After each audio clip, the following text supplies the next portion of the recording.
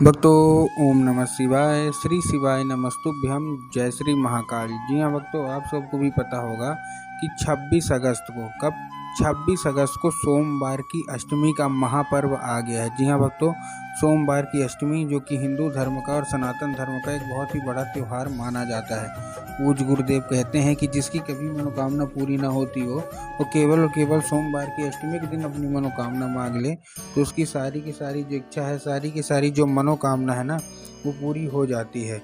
तो अगर आपके जीवन में देखिए, सोमवार की अष्टमी क्या होता है, साल में 3 से 4 बार ही आती है। तो आप बहुत भाग्यशाली हैं जो कि आज आप उपाय सुन रहे हैं। अगर आपने आज का उपाय ध्यान से सुन के अच्छे से कर लिया ना, तो अवश्य रूप से जो भी इच्छा है, जो भी मनोकामना है, वो पूरी होगी ही होगी। क्या करना है, कैसे करना है, पूरा आपको समझाने वाला हूँ। तो बस उपाय ध्यान से सुन के अच्छे से करिएगा ज़रूर।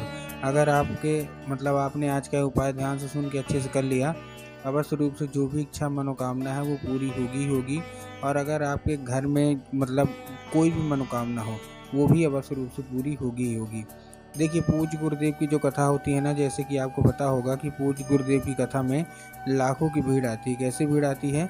लाखों की भीड़ आती है। और जब गुरुदेव की कथा में लाखों की भीड़ आती है, तो वहाँ ज़्यादातर जो भक्त रहते हैं वो क्या करते हैं, पत्र के द्वारा अपनी मनोकामना गुरुदेव तक पहुँचाते हैं। तभी गुरुदेव की कथा चल रही थी, आज से 4 से 5 महीना पहले की बात है। गुरुदेव की कथा चल रही थी और गुरुदेव की कथा में लाखों की भीड़ आई। अब जब गुरुदेव की कथा में लाखों की भीड़ आई, तो वहाँ ज़्यादातर जो भक्त थे उन्होंने क्या किया, पत्र के द्वारा अपनी मनोकामना गुरुदेव तक पहुँचाई। अब जब गुरुदेव के पास पत्र पहुँचा और गुरुदेव ने पत्र पढ़ा, तो वहाँ गुरुदेव ने देखा कि ज़्यादातर जो भक्त हैं उनकी क्या है, केवल और केवल एक ही 2 मनोकामना है। क्या मनोकामना है? किसी की कोई और मनोकामना, किसी की कोई और, किसी की धन प्राप्ति की मनोकामना थी, किसी की कर्जा मुक्ति की मनोकामना थी, किसी की अलग अलग तरह तरह की मनोकामना थी जो गुरुदेव से लोग जानना चाहते थे।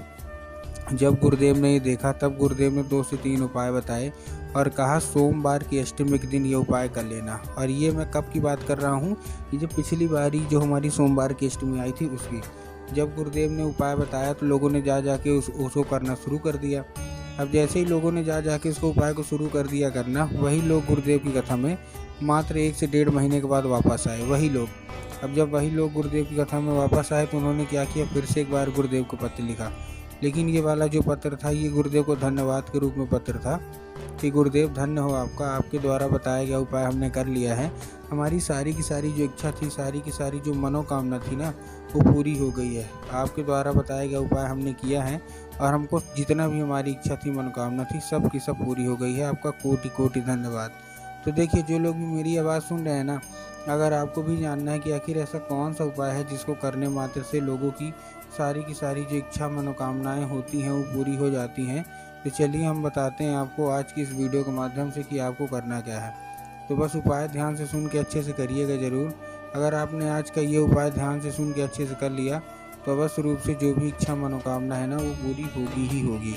लेकिन उससे पहले चैनल पर अगर पहली बार आए हैं और आवाज़ मेरी पहली बार सुन रहे हैं, तो वीडियो कर लें लाइक और चैनल को भी कर लें सब्सक्राइब, ताकि पूजनीय पंडित प्रदीप जी मिश्रा के रोज़ नए नए उपाय जो कि मैं उनकी कथा से सुनता हूँ, श्रवण करता हूँ, सबसे पहले मैं आपको प्राप्त करा सकूँ। ठीक, तो देखिए, जो हमारा सबसे पहला उपाय है वो धन प्राप्ति का उपाय है।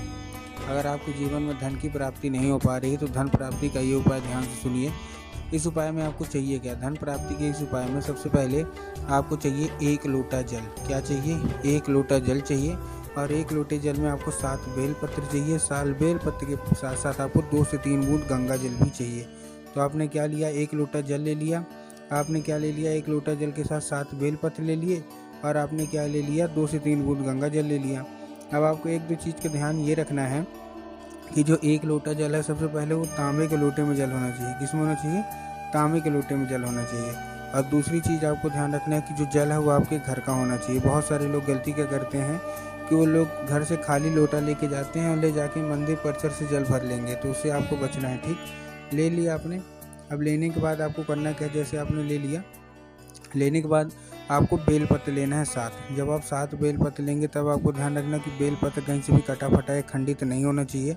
और बहुत सारे लोग तो गलती यहाँ तक भी करते हैं बेलपत्र लेने में, कोई एक पत्ती को ही बेलपत्र मान लेते हैं।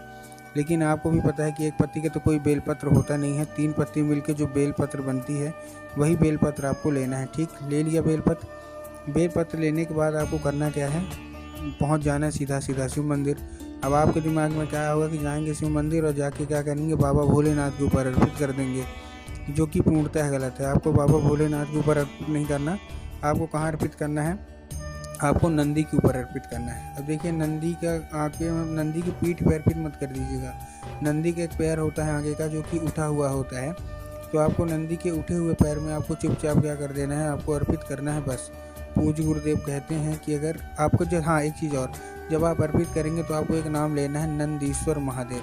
कौन सा, नंदीश्वर महादेव। तो आपको नंदीश्वर महादेव का नाम लेके चुपचाप आपको अर्पित करना है। पूज्य गुरुदेव कहते हैं कि अगर आपने केवल इतना ही कर लिया तो अवश्य रूप से जो भी इच्छा है, जो भी मनोकामना है वो पूरी होगी ही होगी, और सोमवार की अष्टमी दिन होगी ही होगी अवश्य रूप से। ठीक, ये था हमारा धन प्राप्ति का। अब हम चलते हैं अपने मनोकामना पूर्ति का। अगर आपके जीवन में कोई भी ऐसी मनोकामना है जो कि वर्षों पुरानी है और अभी तक पूरी नहीं हो रही, तो ये उपाय आप ध्यान से सुन लीजिए। देखिए इस उपाय में आपको करना क्या है, इस उपाय में आपको 5 कनेर के फूल लेने हैं। क्या लेने हैं, 5 कनेर के फूल। और जब आप 5 कनेर के फूल लेंगे तब आपको ध्यान रखना है कहीं से भी फूल कटा फटा ना हो। लेके पहुंच जाइए कहाँ, सीधा सीधा शिव मंदिर। अब आपको 5, आपके हाथ में कितने कनेर के फूल है, 5। अब आपको 5 अलग अलग जगह आपको अर्पित करना है। देखिए जो पहला फूल है वो आपको बाबा कुंडकेश्वर का नाम लेके, कौन से, महादेव का बहुत ही सुंदर सा नाम है कुंडकेश्वर महादेव।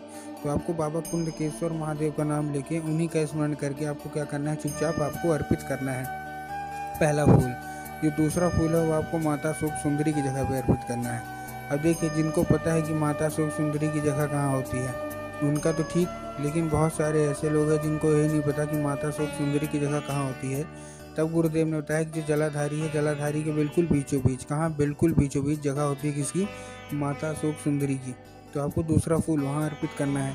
फिर जो हमारा तीसरा फूल है वो आपको कहाँ अर्पित करना है, वो आपको अर्पित करना है भगवान गणेश की जगह पे। अब भगवान गणेश की जगह कहाँ होती है, देखिए जैसे ही जलाधारी की बिल्कुल बीचों बीच माता शोक सुंदरी की जगह होती है ना, वैसे ही जलाधारी के बाएं साइड, मतलब लेफ्ट साइड किसकी जगह होती है, भगवान गणेश की। तो आपको करना क्या है, आपको तीसरा फूल वहाँ अर्पित कर देना है।